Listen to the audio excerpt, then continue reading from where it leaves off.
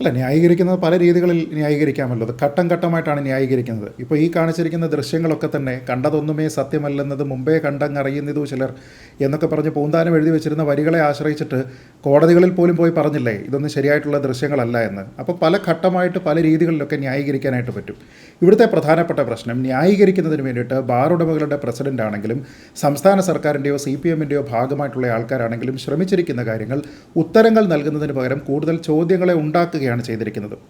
ഇപ്പോൾ ഒരു ഉദാഹരണം, വിമത പ്രവർത്തനം ഒരു പ്രധാനപ്പെട്ട നേതാവ് നടത്തി എന്നതിൻ്റെ പേരിൽ അദ്ദേഹത്തെ മാത്രം സസ്പെൻഡ് ചെയ്താൽ മതിയോ? ഇടുക്കി മാത്രമല്ല കൊല്ലവുമുണ്ട് എന്ന് പറയുന്ന സമയത്ത് മറ്റാരെങ്കിലും കൂടി ഈ വിമത പ്രവർത്തനത്തിൻ്റെ ഭാഗമായിട്ട് ഉണ്ടാകേണ്ടതല്ലേ?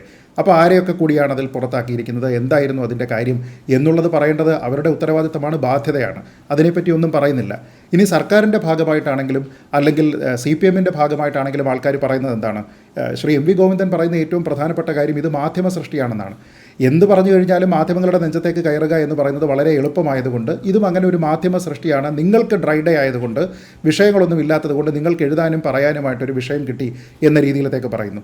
മദ്യത്തിൻ്റെ ഉപഭോഗവും ലഭ്യതയും കുറയ്ക്കുക എന്നുള്ളതാണ് നയം എന്ന് പറഞ്ഞു വന്നതിന് ശേഷം അത് ചോദ്യം ചെയ്യുകയാണ്. കൂടുതലായിട്ട് ബാറുകൾ വരുന്നു, IT പാർക്കുകളിൽ ബാർ വരുന്നു. ഈ കാര്യങ്ങൾ ചോദിക്കുന്ന സമയത്ത് അദ്ദേഹം പറയുന്ന മറുപടി ഒന്ന് ശ്രദ്ധിച്ച് നോക്കൂ.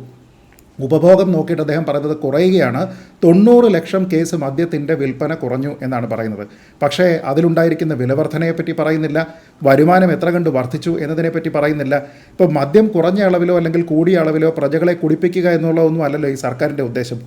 അതിൽ നിന്നുള്ള വരുമാനത്തിലാണ് കണ്ണ്.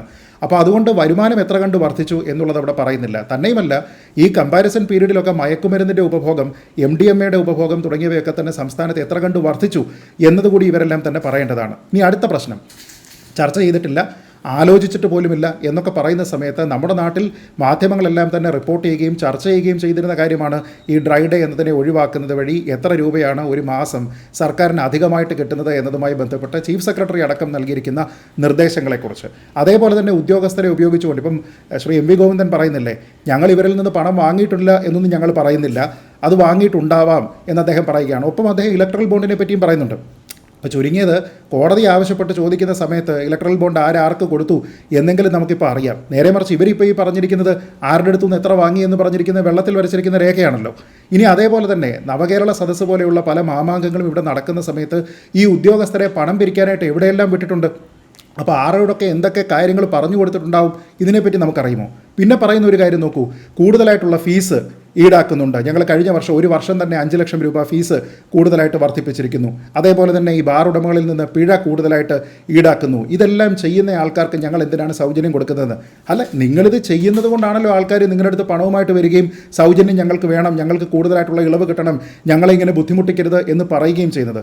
അപ്പോൾ ഇവിടെ നിലവിൽ വന്നിരിക്കുന്ന ഓരോരുത്തരുടെയും അഭിപ്രായങ്ങൾ, അതിലുണ്ടായിരിക്കുന്ന ചോദ്യങ്ങൾ, അതിനുള്ള ഉത്തരങ്ങൾ എന്നതിൽ നിന്ന് എന്തായാലും ഇതൊന്നും തന്നെ ഇവർ പറയുന്ന രീതിയിലത്തേക്ക് അത്ര ലളിതമല്ല എന്നെങ്കിലും ഇവിടെയുള്ള ആൾക്കാർക്ക് അറിയാം.